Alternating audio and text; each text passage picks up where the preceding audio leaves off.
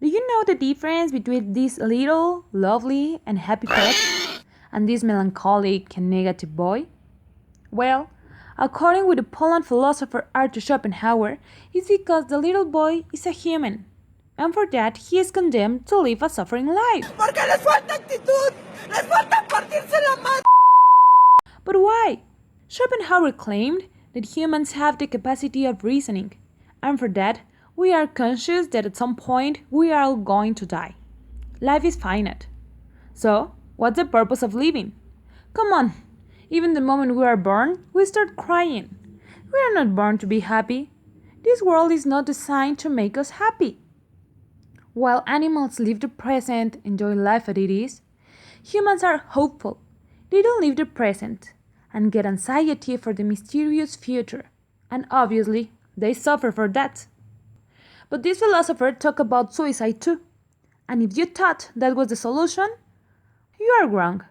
For Arthur, suicide is like the easy exit, because it's not the release of the suffering life. You are being coward for not accepting that. And it's sad, because then, what will be the solution? Suffering through all life until you are dead? For Schopenhauer, that was the solution.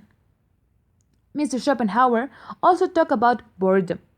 That state of nothingness when you're in your bedroom, wondering the meaning of life, listening to depressing music, feeling apathetic, like just being there. You know what I'm talking about, right? It's a moment of confrontation when we realize there is not great plan for us in life because life is meaningless. Nadie entiende lo que me pasa, en especial tú. But how can be meaningful when we are trapped in this system where the only way to recognize ourselves is by others? Hegel, a German philosopher, talked about the necessity of recognition through another being. Indeed, he talked about three phases through his dialectic. Number one, affirmation, is when self-consciousness exists only by the recognition of the other. For example, in a relationship, you are a girlfriend because the other tells you and admits you like that. And if the other, in this case, the boyfriend doesn't exist, neither do you and your title. Next is the negation. It's when you define roles with your partner. When someone is weaker and the most sensitive person in the relationship. Most of the times, and because of stereotypes, is the girlfriend. In this case, the master will be the boyfriend. In contrast, she will be the slave because she's afraid of being dumped. The last one is the negation of the negation. You can be the master in a relationship if you don't have a slave. So, it can be say the boyfriend also depends in his girlfriend, and the master is converted in the slave of the slave. This full example can be translated to religion, government system, and even work. Work is another element to be disappointed about life. It sucks.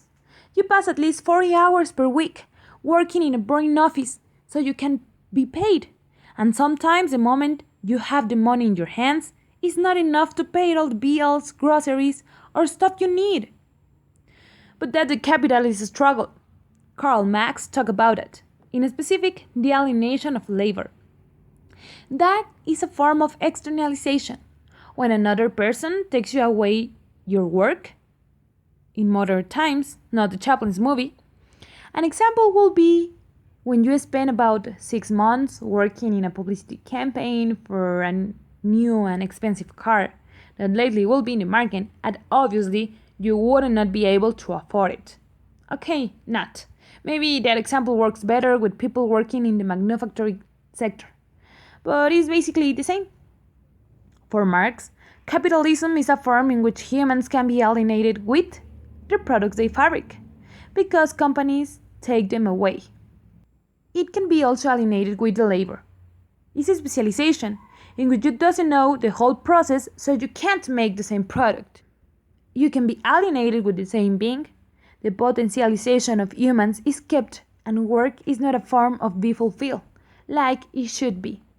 And the last one, you can be alienated of each other, in which you can establish a relation between your fellows in work.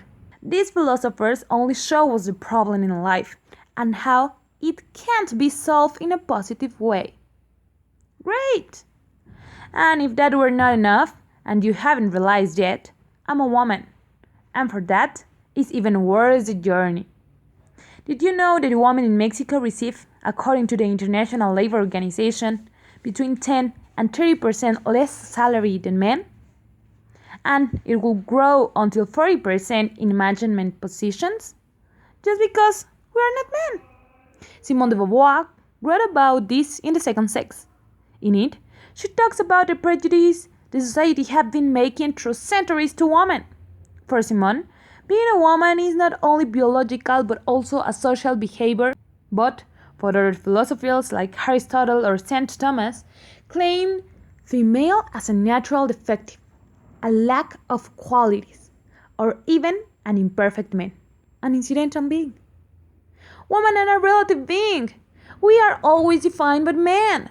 We are the otherness, the negative being, in contrast to men, which are always the positive or neutral. And this problem about women underestimation can be related with minority groups like proletarians and blacks. For example, in similarity with proletarians, they can't be released from the master because of their lack of organization. And it's true. How many times between women boycott ourselves just because we are wearing the same dress in a party? But this otherness problem, in contrast with the proletarians, have been with women since the beginning of everything, and not with the beginning of capitalism. On the other hand, black men and women seek the same thing. They are oppressed, and the oppressors always call them as the superiors. With this injustice system that we live, for being women, for working thousands of hours trying to afford things we don't need, for having oppressors and being slaves. Hablar de esclavitud parece cosa del pasado, pero esa es la realidad que enfrentan actualmente millones de seres humanos alrededor del planeta. Hasta 30 millones de personas, para ser exacto. I think Schopenhauer was right. Life sucks. It was made to make us suffer each and every day. What's the point of living to suffer, if in the end we're all going to die? Maybe what keeps us alive are fake illusions.